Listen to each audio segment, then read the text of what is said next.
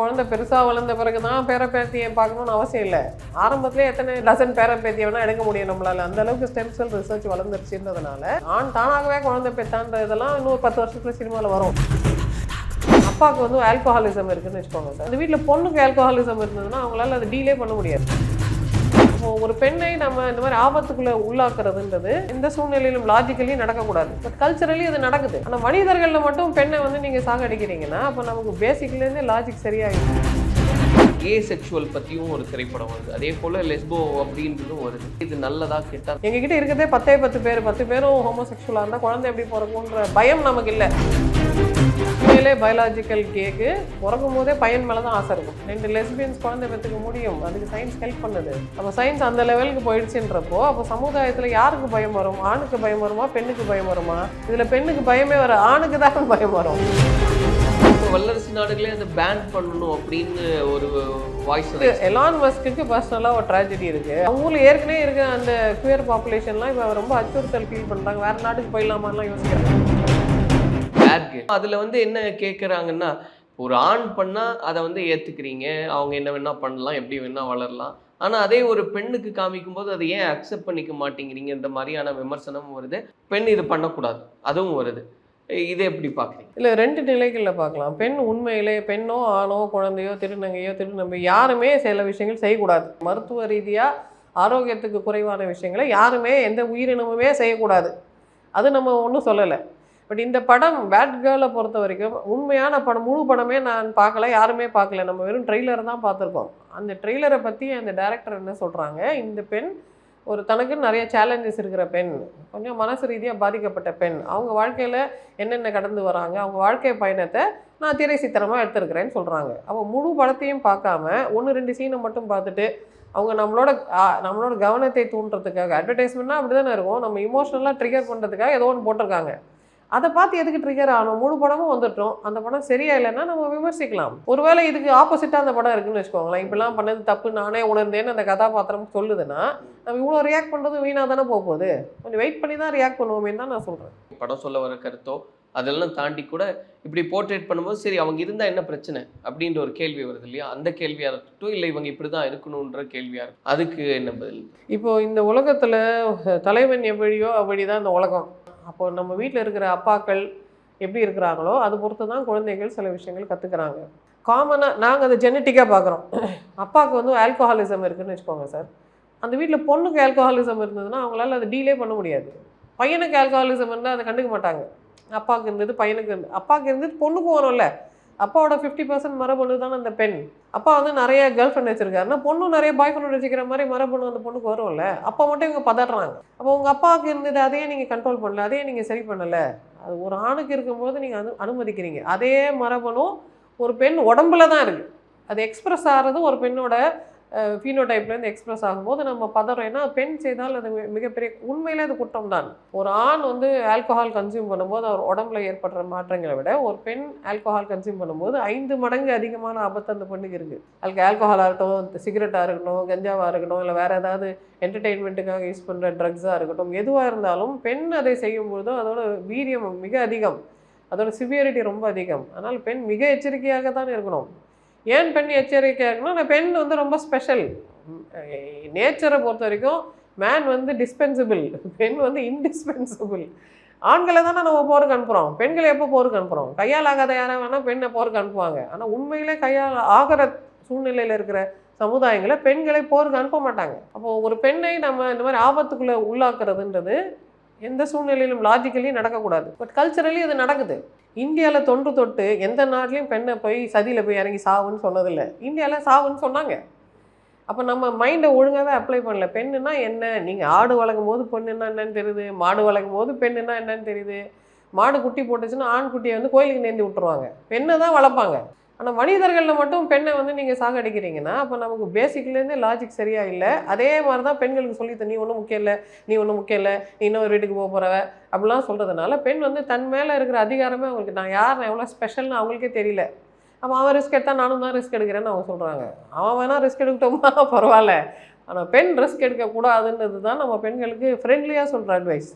ஃப்ரெண்ட்லியாக சொல்லலாம். ஆனால் ஆதிக்கமாக நீ எல்லாம் செய்யலாமான்னா அப்போ பெண்களுக்கு கோவம் வருது. அவங்க உடனே அப்போசிஷனல் ஆகிறாங்க. ஆமாம் நான் செய்வேன், அதை விட அதிகமாக செய்வேன்னு சொல்கிறாங்க. அந்த டோனை தான் நம்ம மாற்றணும். நம்ம ஃப்ரெண்ட்லியாக சொன்னால் கேட்க தானே போகிறாங்க. இன்னைக்கு நம்ம திருநர் சமூகம் பற்றி எல்லாம் பேசுகிறோம், ப்ரைட் வாக்கெல்லாம் நம்ம நடத்துகிறோம், பார்க்குறோம். அதெல்லாம் இருக்கும்போது இப்போ கே செக்ஷுவல் பற்றியும் ஒரு திரைப்படம் வருது, அதே போல் லெஸ்போ அப்படின்றதும் வருது.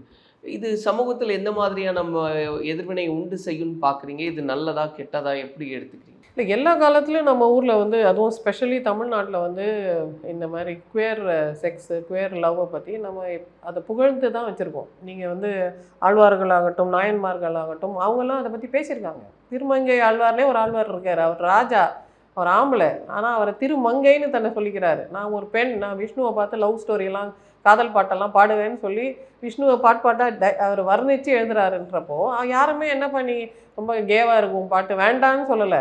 அதுவும் பக்தி இலக்கியத்தில் இருக்குது பாருங்க. அப்போது தொடர்ந்து நம்ம ப்ளூரலிஸ்டிக்காக தான் இருந்திருக்கிறோம். எல்லா விதமான மனிதர்களும் நம்ம அக்செப்ட் பண்ணிக்கிறோம். எல்லாரும் சமமான மனிதர்கள்ன்ற கோட்பாடில் தான் நம்ம இருந்திருக்கிறோம் எப்போவுமே. இப்போ ஏன் நம்ம மாறிக்கிறோம்? மாற வேண்டிய அவசியம் இல்லையே. ஏன்னா அந்த காலத்தில் கிறிஸ்டியானிட்டியில் வேணா அப்படி சொல்லியிருப்பாங்க, லெஸ்பியன்ஸ்லாம் தப்பு, சடாமில் இருந்தாங்களாம் போய் சாப்பிட்டோம்லாம் அவங்க சொல்கிறாங்க. அந்த காலத்தில் இருந்த காலகட்டம் அவங்களுக்கு இருந்த குறுகின பார்வையில் அவங்க அப்படி சொன்னாங்க. வரலாற்று ரீதியாகவே அதிக ஜனத்தொகை இருக்கிற ஏஷியன் கண்ட்ரிஸ் மட்டும்தான் அதிக ஜனத்தொகை. அதுவும் நம்ம 2 பேரும் பயங்கரமான அதிக ஜனத்தொகைன்றதுனால எங்ககிட்ட இருக்கிறதே 10 பேர், 10 பேரும் ஹோமோசெக்சுவலாக இருந்தால் குழந்தை எப்படி பிறக்குன்ற பயம் நமக்கு இல்லை. இங்கே ஜனத்தொகை அதிகமாக இருக்குன்றதுனால வேரியஸ் டிஃப்ரெண்ட் பாப்புலேஷன்ஸ் கூட இருக்கலாம், அவங்களால ஒன்றும் நமக்கு ஆபத்து இல்லைன்ற ஒரு தன்மை நமக்கு இருக்குது. ஸ்மால் பாப்புலேஷனில் இருக்கும்போது அவங்க அச்சுறுத்தலை ஃபீல் பண்ணுவாங்களா இருக்கும். நமக்கு அது ரெலவெண்ட் இல்லைல்ல. ஆனால் இப்போ வல்லரசு நாடுகளே அதை பேன் பண்ணணும் அப்படின்னு ஒரு வாய்ஸ் ரைஸ் பண்ணுறாங்க.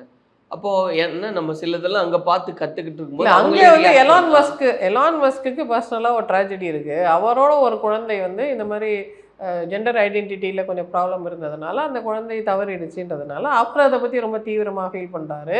அவர் ட்ரம்ப்பை இன்ஃப்ளூயன்ஸ் பண்ணுறாரு. ட்ரம்ப் உடனே சரி எலான் மஸ்கை திருப்திப்படுத்துறதுக்காக நான் எல்லா சட்டத்தையும் மாத்துறேன்னு சொல்கிறாரு. அது அவங்க ஊர்லேயே நிறைய ஆண்களும் பெண்களும் அதை எதிர்த்து போராடுறாங்க.